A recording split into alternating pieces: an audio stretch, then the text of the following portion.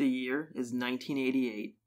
David Hasselhoff is hot off of Knight Rider. The Italians love him. What do? You put him in a movie that he's kind of in.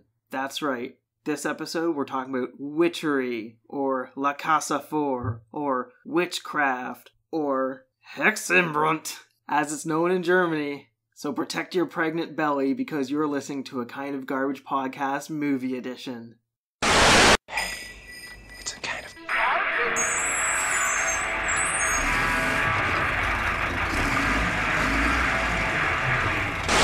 Alright, Cody, this week we watched a movie. It's Witchery, starring Linda Blair. I guess it stars her and David Hasselhoff as well. Yeah, she was like the credited as like the first star in the movie, but it kind of is. I guess it's her movie. This movie jumps around a lot between characters. Yeah, I know that in the credits where during the movie it pops up who's in it, her and David Hasselhoff's name is on the same screen together. Mm-hmm. I don't remember which one was like to your left first. It doesn't even matter who it was. I assume it was Blair. I'm assuming they did it now. No, it was the Hoff. He was all like, you know what, you guys, in the future it's gonna be me and hamburgers all over the floor. Jesus Christ. I guess we should jump into the plot of this movie. I have a typed up plot that I think I grabbed from the internet because the plot it's pretty deep, right? Yeah, this movie gets pretty wild as far as background story. Gary, David Hasselhoff, and his gal pal Leslie Cummings, they are very creative with her name, visit an island off the coast of Massachusetts. They're there to do research on witchcraft. Ooh. They are joined by Jane Brooks, Linda Blair, and members of the Brooks family, because mom is there, dad is there, and her brother, which we were joking that it was, well, you were joking that it was her husband, this little 8-year-old boy. Well, the movie... It's interesting that Linda Blair is like, her character is pregnant in the movie. Do we ever see the father? No, it's not referenced like having a husband or where's the father or like she's separate. Like it's just, it's her character and pregnant, but it's not a major, the movie will get into like her being pregnant, but it doesn't explain anything about her family or... Yeah, you're just like, oh, she's pregnant. Oh, yeah, she's here and also she's pregnant. So we just kind of filled in that one of the characters has to be the father, and the 8-year-old boy fit the role. Which is her brother. Yeah, it was her brother. We figured that, they mentioned it, but we missed it because we were trying to watch. Everything was happening. So her family is there with her to look at the property, I guess. Or it's not even her getting the property, she's with her family. Her mom and dad who want to renovate it to be a hotel. Her dad and mom are interested in purchasing the hotel, which is on an island off the coast of Massachusetts. It's a small island with like a hotel resort that's been abandoned, and they have the plan of renovating it. And then they kind of realize when they come to look at it, the reason that it's abandoned is the fact that people believe it's haunted by a witch. And this is where the movie starts, and the way it starts is a pregnant woman running on the coast of the island, like on the rocks on the shore. Yeah, being chased. Chased by what looks to be... they look like they're kids with pitchforks, rakes, and like hoes. Yeah, gardening equipment, yeah. Yeah, the title popped up at this point where when we started watching is like, this is called Witchery. But then the title screen pops up and says Witchcraft, and then in brackets it says Evil Encounters. And we're like, what is the name of this movie? Yeah. Because there's seven different titles for it? Yeah. AKA La Casa Four. La Casa Four. So this unnamed woman runs into the building, goes upstairs, and then she's still being chased by the kids and jumps through the window to her death. Yeah, and it's insinuated that this is all happening in the past. Yeah, because that's when Jane, Linda Blair, wakes up in her bed, and she wakes up from the dream, and then she looks in the mirror. She proceeds to rub her pregnant belly. Yeah. After Linda Blair is looking in the mirror, we cut to the Hoff, David Hasselhoff, and who we believe may be his daughter, Leslie, and she's looking out the window, the broken window that Linda Blair had the dream about, because it happened in the past, but the window's still broken in the present. Even though later on in the movie, the window isn't broken again. It's a continuity error. Well, is it a continuity error, or is it a haunted house? It might be a haunted house. The reason why David Hasselhoff and Leslie are there, oh my god, we're gonna get the names like Actually, her Her real character name name is Leslie. Yeah, so it's gonna be which we made jokes because the actress either is acting incredibly young, like acting like a teenager, or we thought that she was just super high during the making of the movie. Oh no! Didn't she have like red, like blood-soaked nostrils? Yeah, there's a bunch of scenes where it looks like she just wiped blood away from her nose. And then I wouldn't exactly call some of her performance conscious or maybe even lucid. Like it is. Yeah, it's her stumbling around, being like, "I'm writing a novel based on like German ghost hauntings." Silly book really has a hold on you, doesn't it? The silly book just happens to be the source of half the theories on which I'm basing my book. Just be the key to the mystery of the witch's light. It was written by this really obscure German writer. It's never been translated. No wonder. The Hoff is there to take pictures for her. Yeah, he's there to try to hook. Well, he's there to try to hook up with her. But we still didn't know this at this point because we were like, "Oh, could be the dad." Yeah, 'cause he was like calling her like hun or like.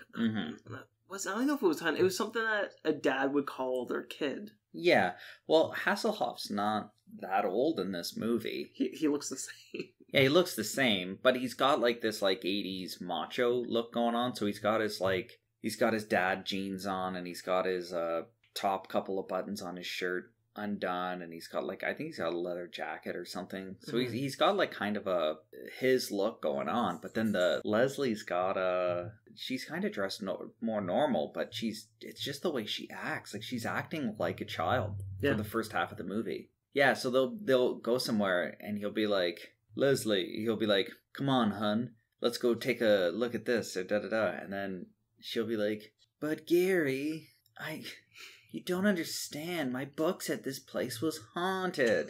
And it's like, what the fuck is wrong with her? After those two are having their discussions with each other, we cut back to Linda Blair like walking down the street. No, we cut to her in a toy store buying like a Sesame Street. It's a Sesame Street talk and tell, or where you can record your voice and it will just play it back to you. And then that's where there's like, what would you say, like clumsy construction workers moving girders. And how do they move these girders? Oh my god. Yeah, so they're lifting steel girders up into a construction site, but they have them all tied to one length of rope.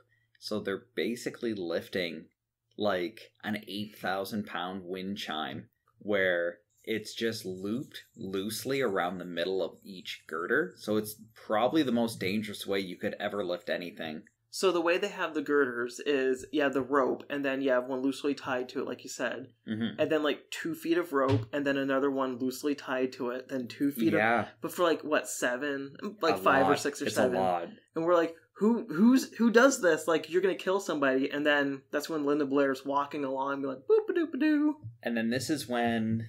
she's kind of like a ghostly character throughout the movie. What's the actress's name? Hildegard Knopf? Yeah, I think that's who it was. Yeah, who's like an old like a German actress who's been in a ton of stuff from the 50s and 60s. She plays kind of a version of herself, we find out later on in the movie. But this is when she starts kind of popping up into the lives of the other characters and then disappearing, and you get like, what is this, like a ghost?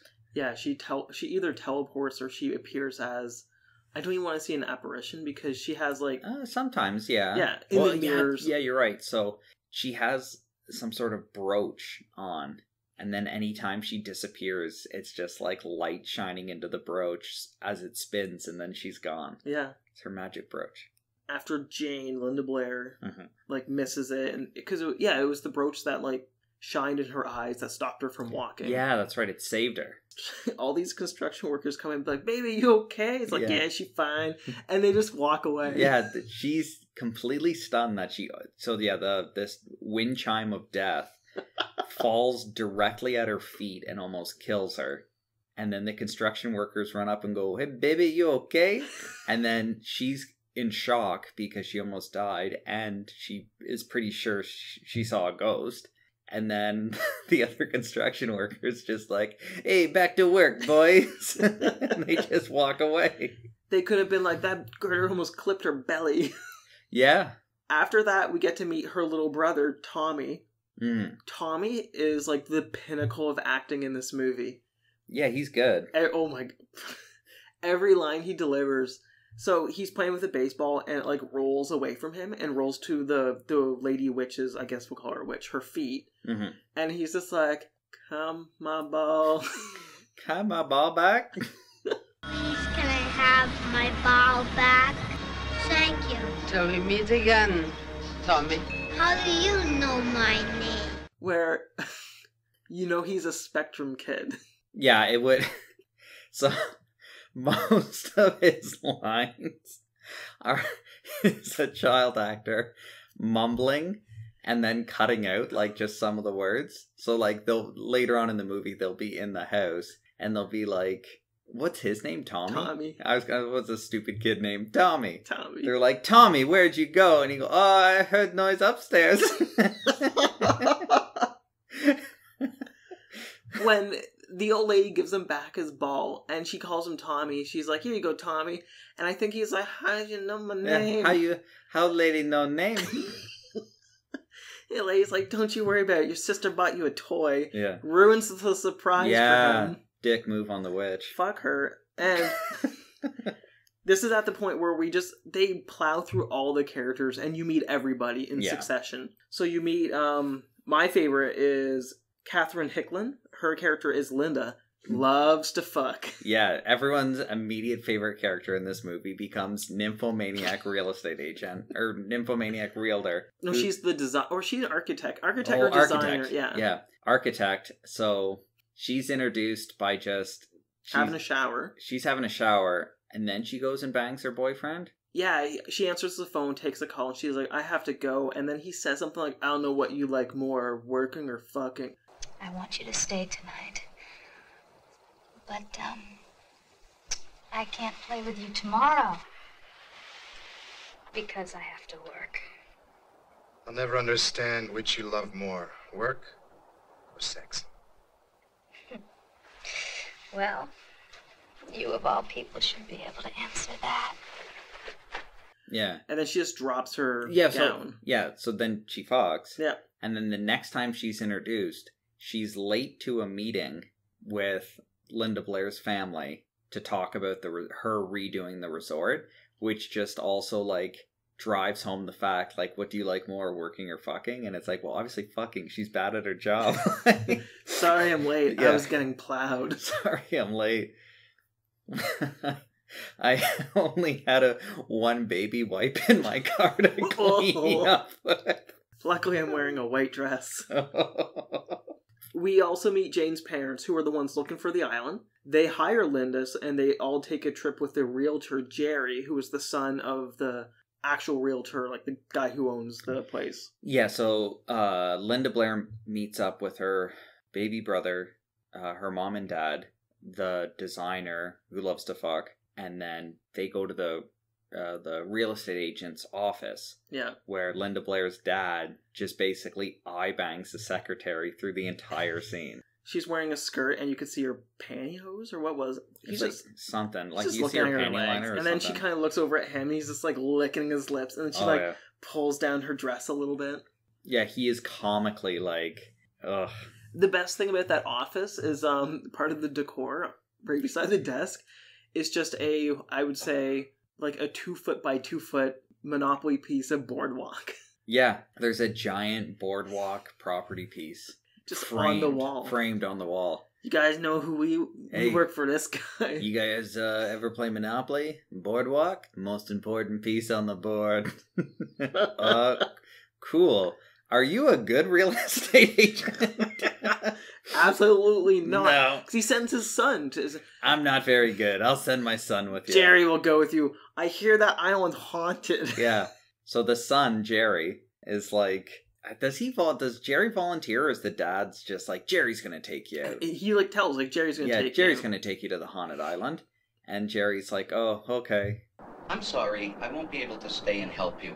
But my son Jerry will be able to help you very nicely.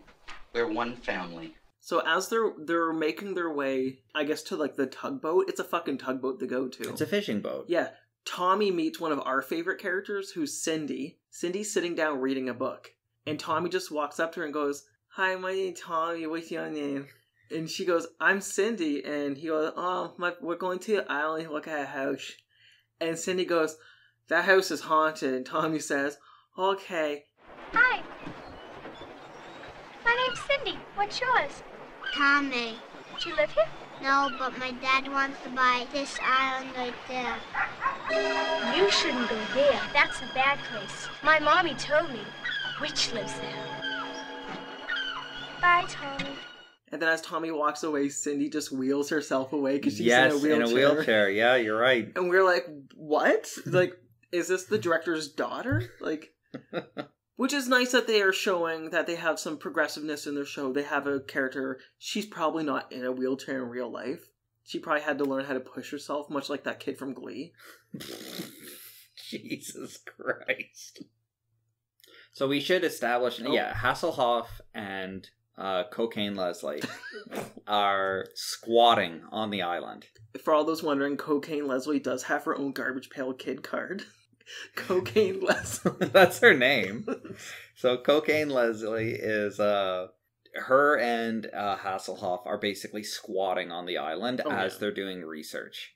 So as the boat's coming, they look out the window and see that people are coming to the island. So now they have to hide in the hotel so that they don't get into trouble. Yeah, and David Hasselhoff leaves his hot plate because he had coffee, and the realtor dips his fingers. It's still warm. We'll get into that in a bit. Yeah, they end up leaving a couple odds and ends around where people realize they're might be on the island. So this is where we see David Hasselhoff and Leslie taking pictures through the broken window because only once a year? For whatever reason, the light that, if you stand at that window, there's light that shines on the ground that reflects back, and you briefly see it. It's a cutout, it's a mirror on the ground for special effects wise, and it's a cutout of the pregnant woman's body, but you only see it for like one frame. It's very quick. Yeah. And that's what's shining up there. You're like, oh, like there's a weird light. It's like, yeah, it's a dead woman's like soul, I guess. Yeah. Is the woman who fell out of the window, is that the old woman who's the witch?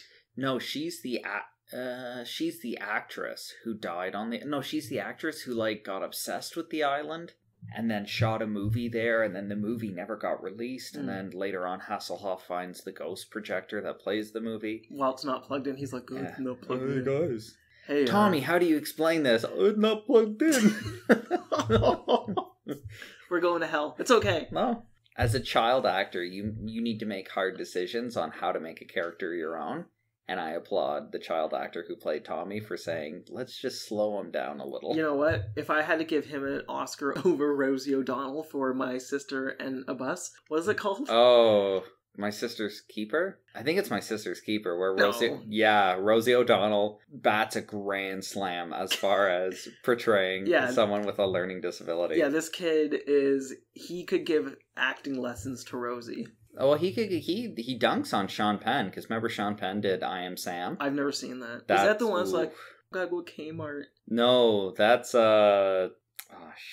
that's Dustin Hoffman. I'm not saying Rain Man. Rain Man. Oh, there's so many of them. I Am Rain Man. I Am Rain Man. I Am Rain Man's Keeper. I've never watched any of those movies. What other ones? Let's take a little break here and name actors portraying people down syndrome. Oh, Dumb and Dumber. Dumb and Dumber. Obviously, the most famous one, I think, What's Eating Gilbert Grape. Oh, Leo. If you had to put Sister's Keeper... It's not called Sister's Keeper. It's called My Sister on a Bus. Driving on the Bus with my sister. That's what go. It's called.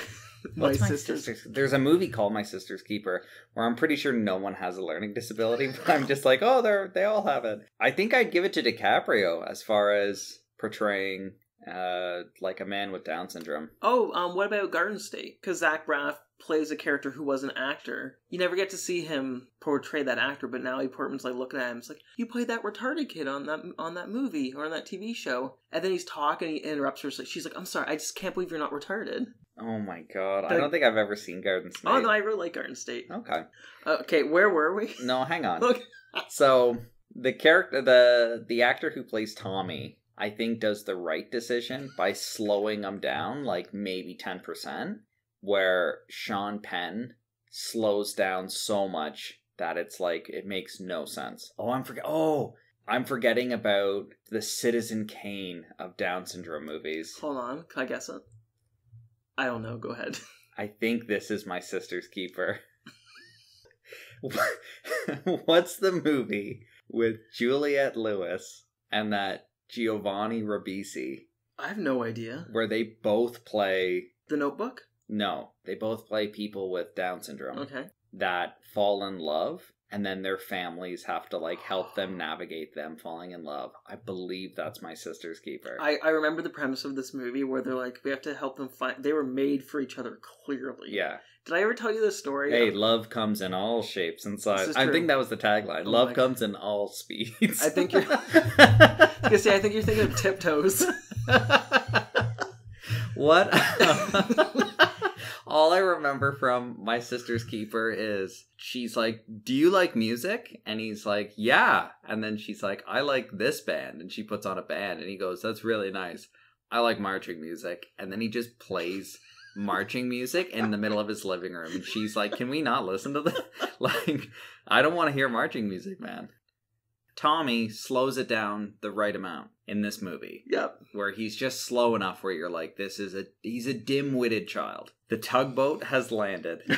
All of our actors are now in the setting of Haunted House. They've La Casa. beached La Casa 4. We've landed La Casa. They go throughout the building, they're looking at it, they're getting some notes.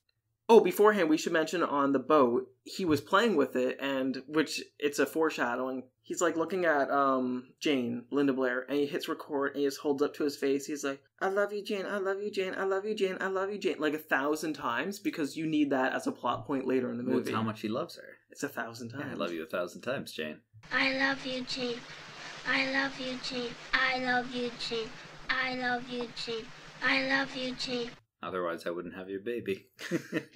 As they beach themselves on the as they dock on the island. I was going to say, is that how the boat works? It just beaches. Yeah, they get stranded. Can you get us to the island? Yeah, I can ram it at full speed.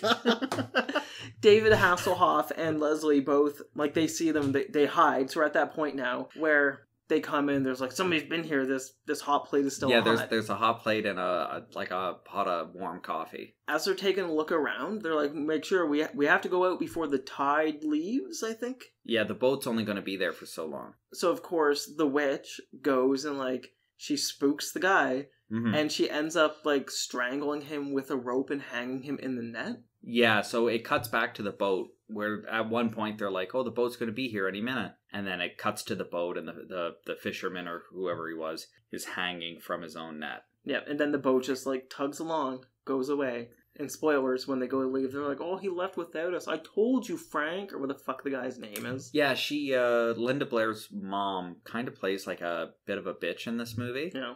Like, that's the character. So she's kind of saucy with... everybody. DTF designer, and then... That's her name. DTF designer? Yeah, I like it. She's down to fuck. I think Ubisoft made an Imagine DTF designer game once.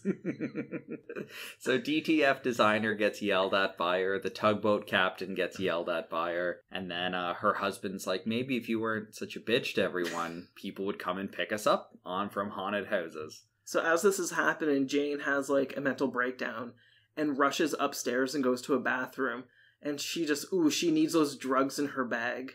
As she's digging out the drugs, she drops them in the bathtub, which is full of black water. Yeah. And as she goes to try and find her pill bottle, she gets sucked into it and she falls into the first of many red vortexes. Yeah, so this is going to be like a reoccurring... It works at the beginning of the... No, we're not even at the beginning of the movie anymore. It works the first few times where characters get sucked into, and I think it's supposed to be like a representation of...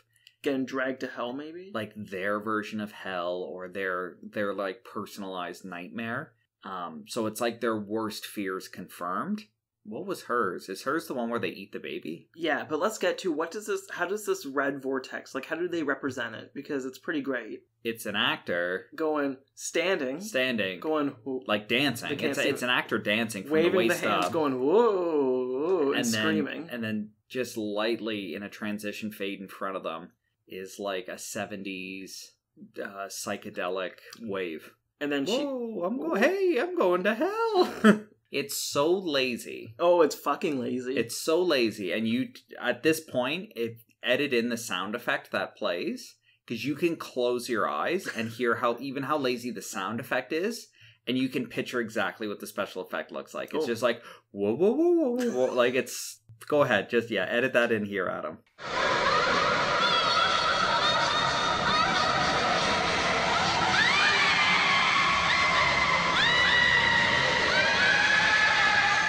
Once Linda Blair, Jane, is in hell, that's where we see what you mentioned before, are people, like, they're cooking, like, a baby doll, or, like, it's not even a baby doll, because it's not plastic. It's actually a really well done rubber baby.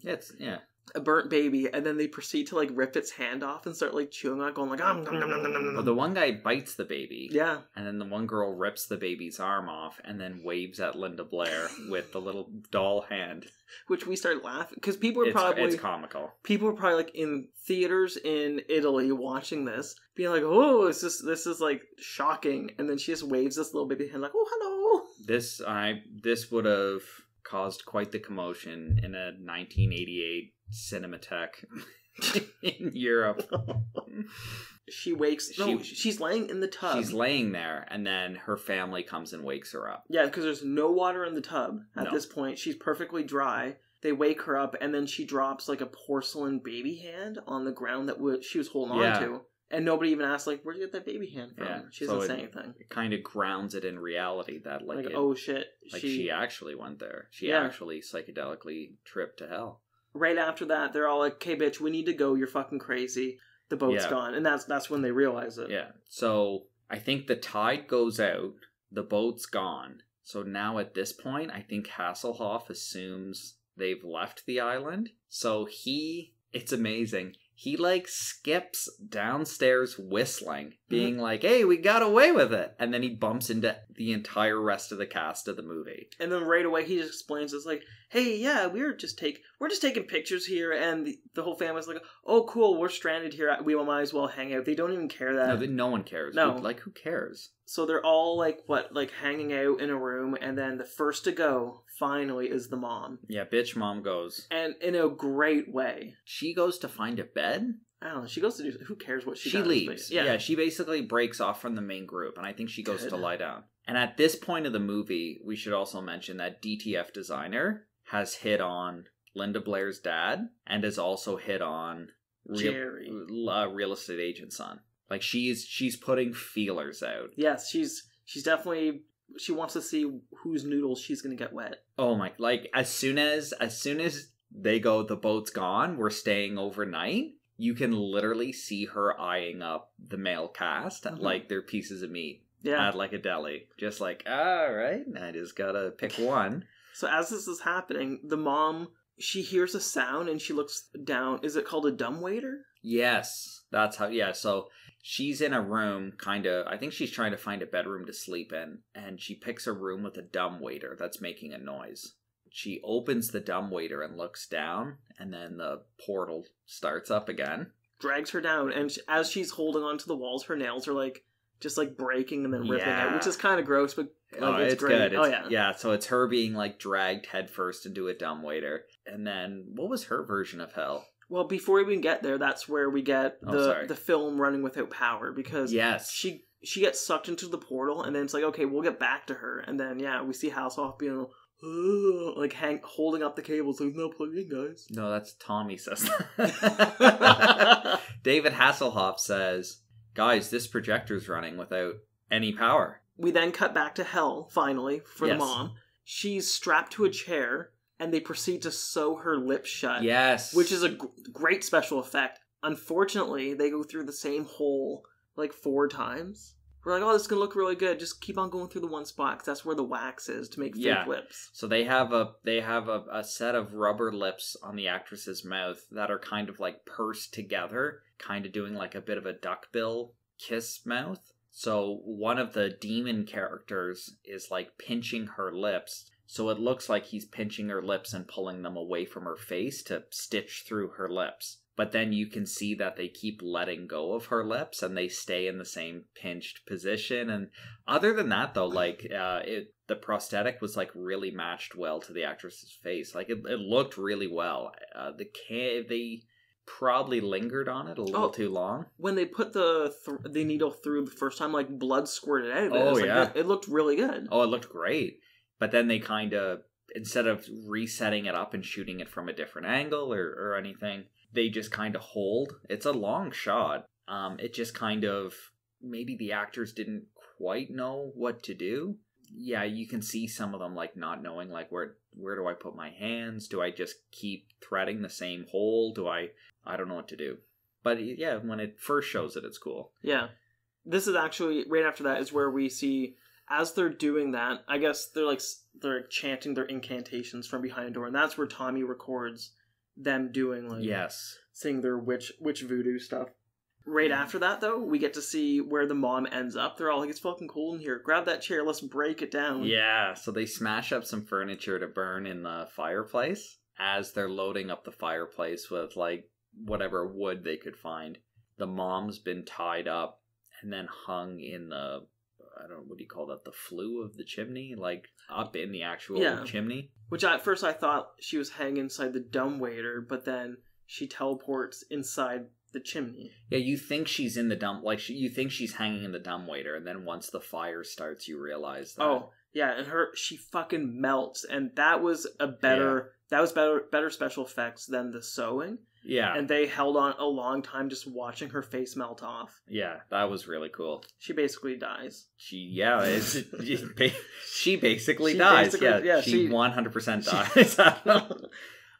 She basically dies. So because they haven't gone back yet, Jerry's dad, the main realtor, gets concerned about them as he's sitting at his desk. Yeah, he's concerned about the group, like what's happening. But then that's where with the wheelchair girl? No, that's later. It's a little bit later, yeah. After him getting concerned, like he's leaving the office, he's gonna go see the police. We cut to Gary and Leslie making out, and then this is the first point where like they're not father and daughter, they're boyfriend and girlfriend. Yeah. David Hasselhoff is unbuttoning her shirt, and we're like, we're gonna see boobies. But then she goes, no, Gary, I'm a virgin. Yeah. Which does play later into the movie, unfortunately. Yeah. This is where we get to see us cut to a different couple, which is the realtor and the designer. So DTF designer and Jerry the realtor go into a room. She doesn't even get naked. No, she just humps him a bit. Yeah, and he feels her boobs. I'm like, yeah, go Jerry, because he is just like this slimy, like... Yeah, he's not. His dad's a little greasy. Jerry got roped into all this. And you know what? I'm glad Jerry at least got to hook up before he dies. He dies. Oh, we forgot to mention, too, that the dad is, like, peeping on them through a door. Yeah, so the dad is... a bigger horn dog. The dad's wife is missing. He does not care. Oh, fuck no. He's like, fuck that bitch. He didn't like her to begin with. He also makes a joke when they're burning the furniture because they're literally cooking his wife alive. He makes a joke. He's like, oh, what was this furniture made out of? This wood's really stinky. And it's like, you're burning your wife. So his wife's missing. He does not care at all. And then as soon as the woman who was 50-50 on hooking up with him chooses another guy, he's like, small consolation. I'm going to watch her have sex with that man. And probably jerk off behind the door. Yeah, it's insinuated. They disappear, and he bursts and he's like, where'd they go? Hey, where'd my show go? I was jerking off to that. And they do the same thing where both of them are going, whoa!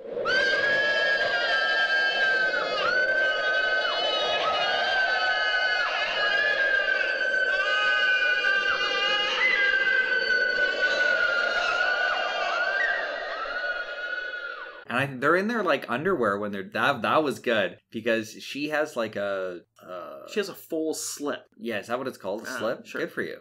I once when Andrea was describing one of those or saying something that a character was in one, or I was trying to describe one to Andrea, and I'm like, you know those sleeping dresses? She's like, what? A nightgown? Yeah. She's like, a nightgown? I was like, oh, that's what I said.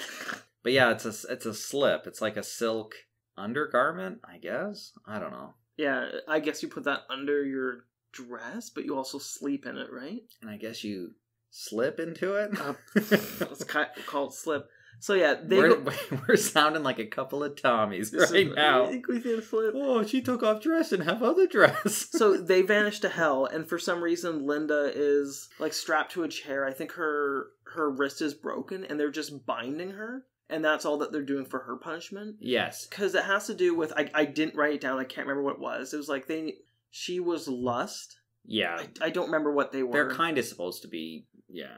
And then the realtor is nailed to a cross, upside down. Yeah. And then he's burning outside. And that's really... Yeah, that was a sweet-ass shot. So when that happens, they go into the room and be like, I don't know where they went. And they go to close the door, and there's Linda hanging from... What is that, like a marlin? Yeah, it's like a big sailfish. Yeah, and she's hanging from its... I was going to say beak. It's...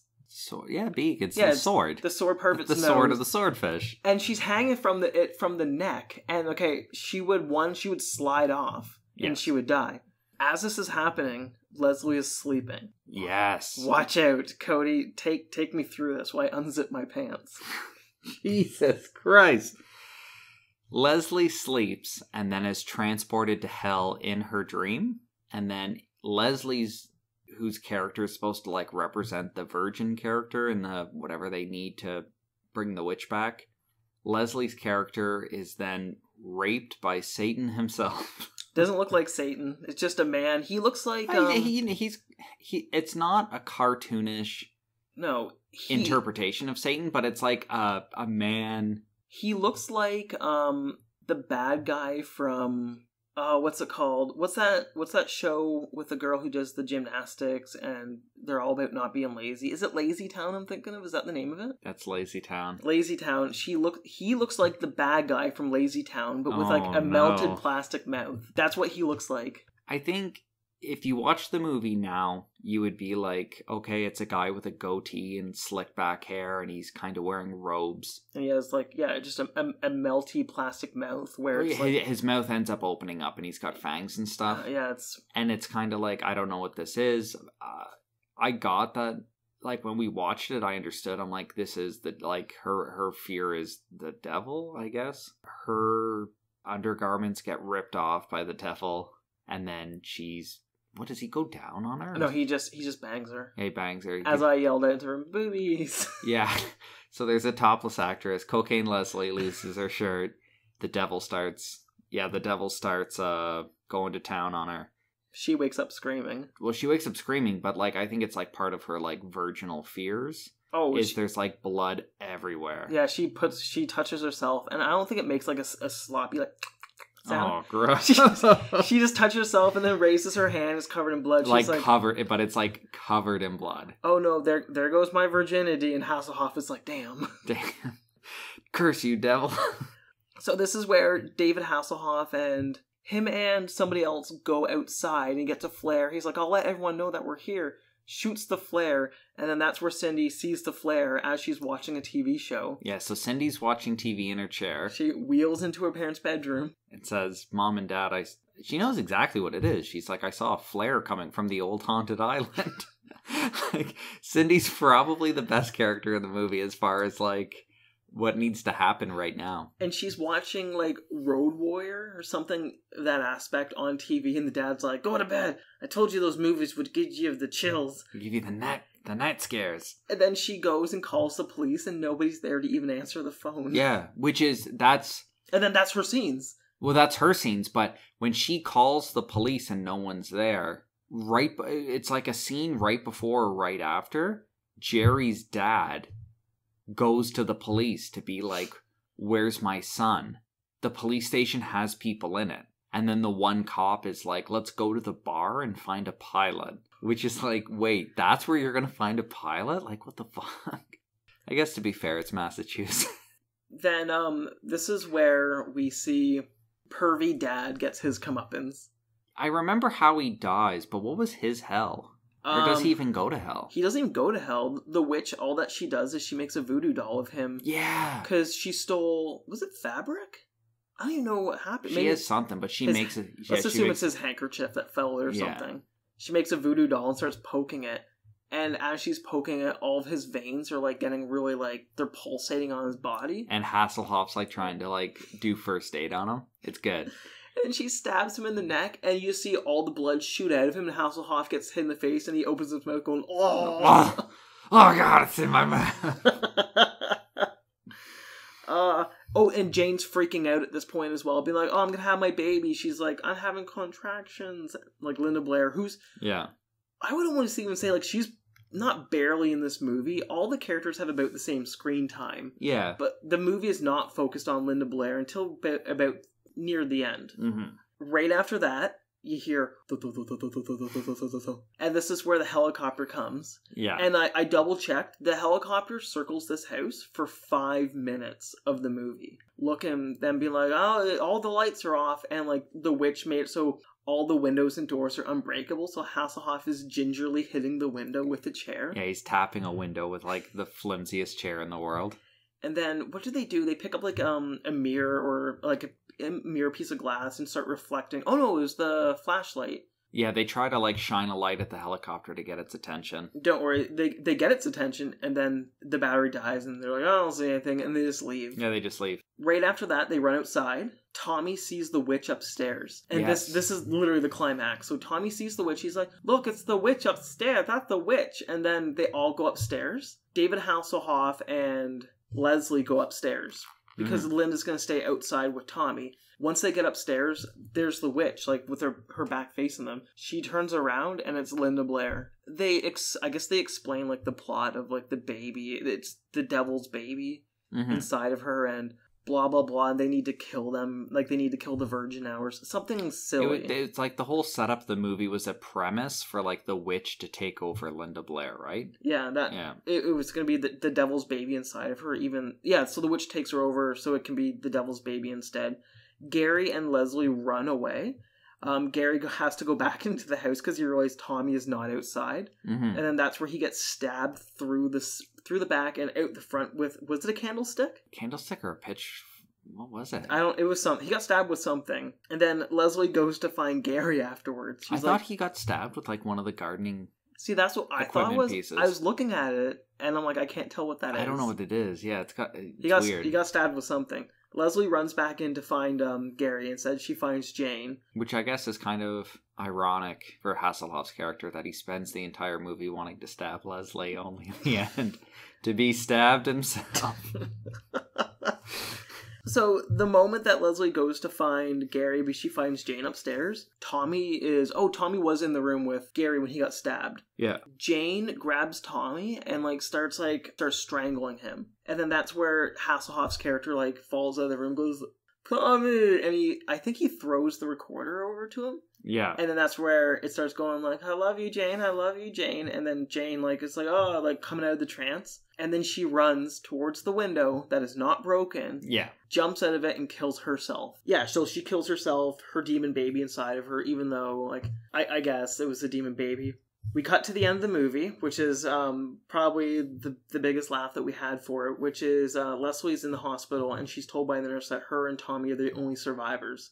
The nurse says to her, it's like, oh, you and Tommy can leave the hospital, you're going to be fine. Whatever happened had no effect on your baby. And then Leslie looks right into the camera and goes, I'm pregnant? It freeze frames to her face, like, duh? And then it just goes credits, and we all start laughing. We're like, she got fucked by the devil and got pregnant by the baby. The devil cheated on his witch bride with Leslie to have a backup baby. Leslie got pregnant by the devil. I think the most questionable part of the movie, though, is right at the end, over top of her doing that, is before the credits roll, when it says this movie is dedicated to the brave Mujahideen fighters in Afghanistan. Did it say that? No. It's just, oh my god. That's how Rambo 3 ends. That's how Rambo 3 and the Timothy Dalton James Bond movie ends, which is basically saying this movie's dedicated to the Taliban. And why not? Yeah, why not? At the time. They get movies. So this movie was directed by Fabrizio I'm not even looking. I'm just looking at your lips watching you butcher this. The catering served spaghetti. No, it probably is Fabrizio Laurenetti. And I looked at his credits and there's nothing else like worth even noting. The financial success of a movie called Ghost House, which was also titled La Casa 3 in Italy, Tres Casa. Yeah, led the producer and distributor to develop an in-name only sequel, which is this. So it has nothing to do with it, just has the same name. Witchery was released as early as the 1st of December 1988 in West Germany as Hexenbrunn, like I mentioned before. Hexenbrunn. Film historian Robert Curti said that the film did very good at the box office in Italy, becoming the 60th highest grossing movie of that time, right behind James Cameron's Abyss. Jesus. I thought you were going to say right behind a Jaws knockoff. Because it's Italy. I think the saddest part about this is when we did some research on this movie is finding out that, like, Cocaine Leslie, like, was in one more movie and then she just stopped acting. I really wanted Cocaine Leslie to be my new Wangler, where all of my picks, like, my next couple of picks would just feature Cocaine Leslie. So we'd be watching a movie and then it's like, oh, I just got to pick up my wife. And then Cocaine Leslie shows up. So on to rankings. This is going to be an easy one for me. This does not make my top 10, unfortunately. For my rankings, I'm going to put this movie in at my new number 8. So it's going to knock down that Dragon Ball movie we watched, and it's going to go right below another Italian film, The Last Shark. Yeah, I really enjoyed this movie. I thought it was a really good pick, Adam. So on our next episode, in 2 weeks' time, we will be watching and talking about The 13th Warrior, starring Antonio Banderas. I let Cody say it because I probably just fuck it up somehow. Anthony Banderino? And this movie is picked out by Mr. Martin Bruda, who will be a special guest host on that episode with us. He is from the Hey Kids Comics radio show, which airs every Friday night at 8 p.m. on Trent Radio. So that's the episode. We hope you enjoy listening, and we hope you tune in next time. Yeah, thanks for listening. As always, you can find us online through our social media accounts on Twitter and Instagram, both at A Kind of Garbage. You can also email us at akindofgarbage@gmail.com with any questions or comments you may have. Be sure to check us out at akindofgarbage.com, where you can find links to our Twitter, Instagram, and YouTube pages, as well as our Patreon page at patreon.com/akindofgarbage, where you can get access to our private Discord channel and Patreon exclusive podcasts. Thank you again for joining us, and be sure to tune in next time.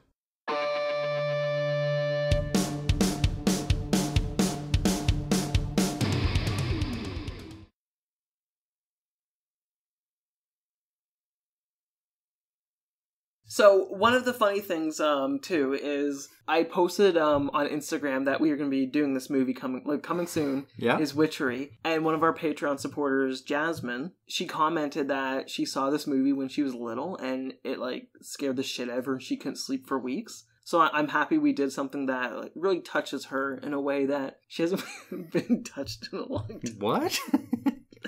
The fuck does that mean?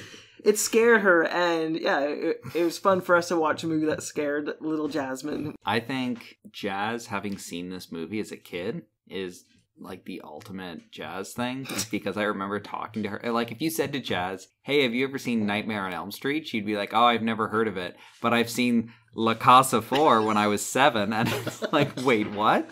The movie where someone eats a baby? I remember talking to Jazz about horror movies one time. I can't even remember. I was trying to explain, it might even have been a movie like Cabin in the Woods or something, and I was trying to explain, it was new, and I was kind of like roughly explaining the movie to her, and I'm like, oh, you should check it out, it's really good, da-da-da. And then she goes, oh, I used to love this horror movie, and then she explains a movie. I'll have to ask her what the name of the movie is. It was a movie where basically someone, like, 2 kids get adopted by their uncle or something, and then the aunt and uncle force them to live in the attic, and then they basically sexually assault them. Oh. And I'm like, what? And then I looked up the movie later, and I found out that it's not a horror movie. It's a flat out drama about a real court case in the States from the 70s of one of the worst cases of child abuse ever recorded. And it's oh yeah, it was not a horror movie. It would be a horror movie to a child. Well, I don't even know if Jazz saw it as a child, but she saw it and she's like, oh, you should check out this horror movie. I'm like, that is a horror movie, but not the fun horror movie. That's just the most depressing thing I've ever heard in my life. So last week, I got to visit my friend Rob, who is a multiple-time writer into the podcast. Nice. And he bought a new house, and congratulations. I tell him all the time I'm jealous. And it's super nice. I got to go down. We played, I would say, at least 10 to 15 games of Marvel Legendary, the deck building game. Yeah. Yeah, and so much fun. What have you been up to? Not much. Just doing a lot of work and getting caught up on the old comic book pile, trying to read up on some stuff. I finally got around to, I was with you, and I found them in one of the warehouses where we shop for back issues. I had found a bunch of the old Hellraiser comics. Oh, that's right. Dark Horse? Or was it... At one point it was Dark Horse. I think it might have jumped around a little bit, which is a comic series I completely ignored because I don't care too much about horror comics. And then I had kind of stumbled across, I think it was a writer or an artist who I had liked, and I had found out that they had done a short for it, and I didn't realize that the entire series was like a horror anthology series. I was kind of interested in it now, and then we had gone to, I can't even remember the name of the one we go to in Pickering? Pickering. Guardian Comics. Guardian Comics. In a box factory. Yeah. Or box warehouse. Box warehouse. So we had gone to Guardian, and I had found a pretty good run of them, and I had picked them out. And then I had also gone to a place we really like to go to, which is BMV on Bloor in Toronto. And I had found a collection of, I believe, it was one of the first trades. So I had a pretty good run of them, and I've been catching up on those and reading them. And yeah, they're a blast. They're all done by like different writers and artists and creative teams. And if you're interested in horror shorts, I thought it was really fun. I still need to read the stack of Prometheus comics that I picked up from Comic Book Addiction. Yeah. Where I think I was with you, right? And you were like, why are you getting Prometheus? And I'm like, I like the movie. Yeah, normally I'm not a big fan of movie tie-in comics. Oh, I love them. Unless they're wild. Like some of the ones you've shown me or we've found, like absolutely, it blows my mind. Like how is there anything to turn into a comic? But Little Monsters. Yeah, exactly. So there's a bunch of weird things we had found. Like I said, once I found out that the Hellraiser stuff wasn't too closely tied in with the movies, it was more set up of taking the movie's premise of like characters finding the cube and then like them having like a kind of, it being like a Pandora's box situation. I thought that was really interesting.